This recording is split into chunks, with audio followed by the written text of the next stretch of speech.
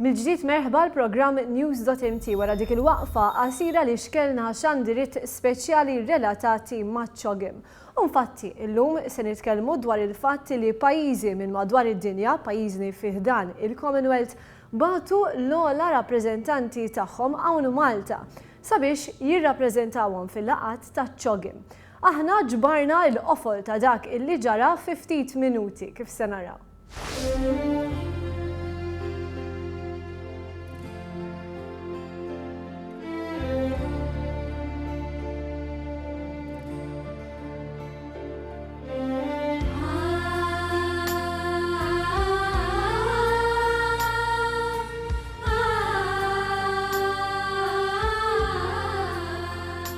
Novembru 2013, fi Sri Lanka kienu qed jiltaqgħu il-mexxejja tal-pajjiżi membri tal-Commonwealth u sar magħruf li l-Mauritius kienu qed isibu diffikultà jorganizzaw l-edizzjoni ta' sentejn wara.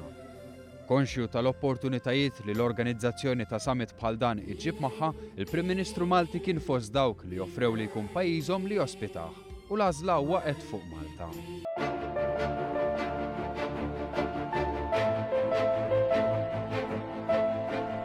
Minnu fih is-soktaw tħejjiet kbar. Konxju li mhix biċċa xogħol faċli għalkemm pajjiżna kien diġà għamilha fl-2005, il-Gvern ħatar task force iffukata fuq hekk u l-ħidma bdiet. Iżda iċ-CHOGM 2015 mar lil mill-aspett loġistiku. Din id-darba kien qed jospitaħ pajjiż li l-Prim Ministru tiegħu kellu viżjoni ġdida għall-Commonwealth, dik li jżidlu l-valur globali, tant li t-tema magħżula CHOGM 2015 kienet Adding Global Value. Għaldaqstant it-tħejjijiet kienu fuq żewġ fronti, loġistiċi u politiċi. Tħejjijiet li l-qofol tagħhom intlaħaq f'Novembru 2015.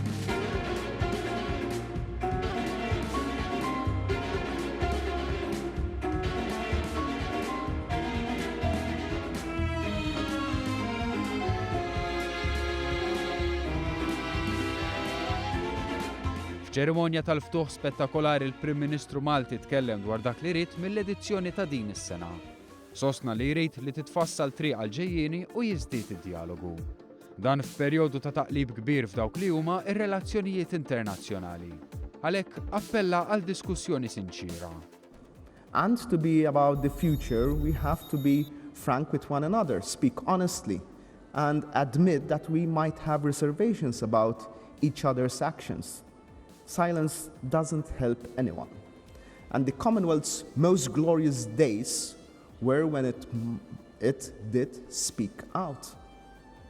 Our focus should be firmly on values and not membership numbers. Il-mexxejja ltaqgħu f'lukanda ewlenija fin-naħa ta' fuq ta' Malta u għall-irtir fil-bini tal-Forti Sant'Angelo. Hemm taw it-timbru finali għall-inizjattivi li kienu ilhom jinħmew fl-aħħar xhur, uħud minnhom fuq inizjattiva ta' Malta. Fil-fatt kien propju f'pajjiżna li twaqqaf iċ-ċentru ta' eċċellenza għall-istat iż-żgħar. Dan bilan li jsaħħaħ dak li għandu x'jaqsam governanza tal-ibħra, immaniġġjar tad-dejn u finanzi pubbliċi. An innovative program to help the governance of small states, of small developing states, providing mostly online resources to governments, together with referral services if we cannot provide direct assistance. The aim will be to provide tailor-made support to small states and jurisdictions. Iċ-ċentru se jkun immexxi mill-Gvern Malti li se joffri €100,000 u infrastruttura. Inizjattiva oħra favur pajjiżi żgħar hija t-twaqqif ta' Trade Finance Facility. Sri Lanka, Malta, Mauritius u l-Indja, pajjiżi li kollha għandhom ekonomija b'saħħitha, iffirmaw dikjarazzjoni t'intenzjoni li kif spjega l-Prim Ministru Malti Joseph Muscat se twassal biex ċerti pajjiżi żgħar ma jibqgħux ikunu injorati. They simply don't have the critical mass to attract the deal of interest that is needed from the global financial community in order to get things done. Trade finance facility that would give the necessary guarantees that would enable businesses in these countries to attract the necessary interest from financial institutions. Se jkun hemm allokati €20 miljun li se jagħmlu effett fuq l-ekonomiji żgħar. Din se taħdem biex ikunu eliminati r-riski meta investituri jinvesti f'pajjiżi żgħar u se tagħmilha iżjed faċli biex investituri jersaq il qudiem u jinvesti f'dawn il-pajjiżi. Inizjattiva deskritta bħala idea kbira għall-Commonwealth. But it is, believe me, a very big Commonwealth idea. And the brand strength of the Commonwealth is to work for the small states of the world as a priority, and which is how we come up with these ideas rather than anyone else.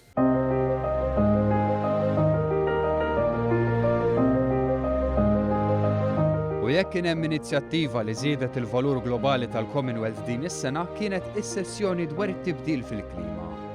Id-diskussjoni dwar it-tibdil fil-klima saret 3 ijiem qabel il-bidu tal-21 Summit ta' Nazzjonijiet Magħquda dwar it-tibdil fil-klima f'Pariġi, il-COP 21. Għal-laqgħa f'pajjiżna ħallit il-frott kif twaqqaf fond ġdid għall-azzjoni kontra t-tibdil fil-klima u l-pajjiżi tal-Commonwealth ħarġu b'dikjarazzjoni waħda. Xi ħaġa li kienet infaħra mill-President Franċiż François Hollande li faħħar l-inizjattiva tal-Gvern Malti. Ma' dan id-diskors ingħaqad is-Segretarju Ġenerali ta' Nazzjonijiet Magħquda Ban Ki-moon li sostna li l-laqgħa f'Malta kienet tarġa' bogħod mill-laqgħa f'Pariġi. I hope this should be the last place to talk about this, and we have a good and ambitious universal agreement in Paris. It's a little bit, it may be premature to prejudge what will happen. It depends upon the member states. I think that all the stars seem to be aligning in one direction. There's a strong commitment, not only the government, but the business communities and civil societies. And people on the ground, they urge the leaders of today that to make this world better and environmentally sustainable, so that our succeeding generations can live in peace and harmony and prosperity and safer way. Min mument storiku għal ieħor. Għall-ewwel darba l-Commonwealth ħatar Segretarju Ġenerali mara il-Baronessa Patricia Scotland. There is unanimous support finally for Baroness Patricia Scotland to be the new Secretary General of the Commonwealth. Il-Baronessa Scotland resqet it-temi li se jkunu l-qofol tal-ħidma tagħha. But I do wish to put the women's agenda very strongly on the table. Domestic violence affects 1 in 3 women globally. It is the greatest cause of morbidity in women and girls, and it is a disgrace that that is so. Baroness Patricia Scotland esprimit sens ta' gratitudni lejn il-Prim Ministru Joseph Muscat li rali fit-CHOGM ikun hemm vuċi għan-nisa. I am incredibly proud that the Prime Minister of Malta instigated the first women's conference. When he addressed the youth conference, he said, "You are our heart." When he addressed the women's conference, he said, "You are the brains." He then said, "The heads will meet later." I agree with him. Il-laqgħa tal-mexxejja intemmet il-ħadd b'dikjarazzjoni ċara kontra r-radikaliżmu u l-estremiżmu. I do believe that we have now a setup that will be beefed up in the next few months, where the Commonwealth will be helping different countries and different grassroots organizations to fight the phenomenon of extremism. Kienu jiem fejn 53 pajjiż bistejjer, drittijiet u ħsibijiet differenti iltaqgħu flimkien. M'hemmx dubju li mhux dejjem qablu u li jħarsu lejn l-affarijiet bi ħsieb differenti ferm. Iżda d-diskussjoni kienet waħda kostruttiva. Id-dialogu irnexxa. Do want our country to champion the issue of equality, and I don't think there are different degrees of equality. I think equality when it comes to race, when it comes to gender, when it comes to sexual orientation is just equality, and that's it. And I believe that one should not differentiate between one and the other.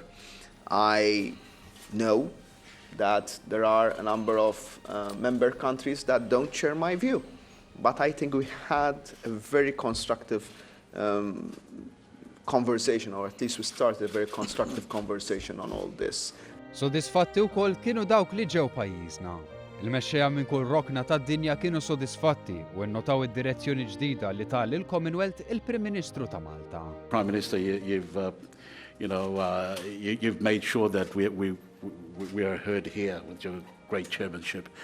I want to thank Prime Minister Muscat for the skill with which he has steered our deliberations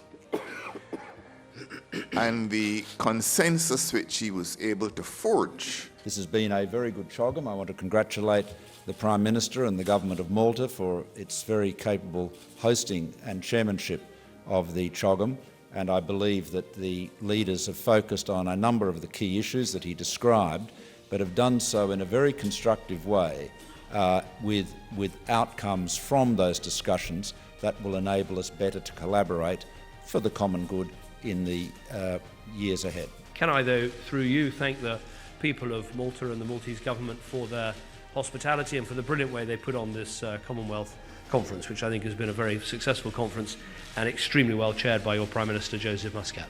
Ir-ringrazzjament lil poplu Malti li tul dawn il-jiem fil-maġġoranza tiegħu kien maqut biex isem Malta jerġa' jkun abbinat ma' suċċess ma naqas. I have to thank the people of Malta for the warmth of their welcome, which everybody has sensed, and to thank them once again for being such great Commonwealth citizens, to have embraced the Commonwealth twice in a decade, which is a Commonwealth record, and it will be hard to beat.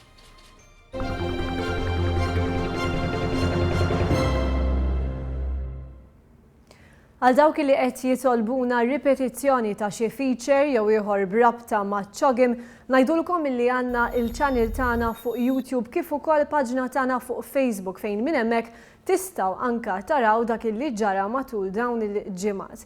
Intant dan il-programm ukoll ser ikun disponibbli fuq iċ-channel tagħna fuq YouTube. Grazzi tal-li kontu magħna llejla l-kumplament tas-sera tat-tajba.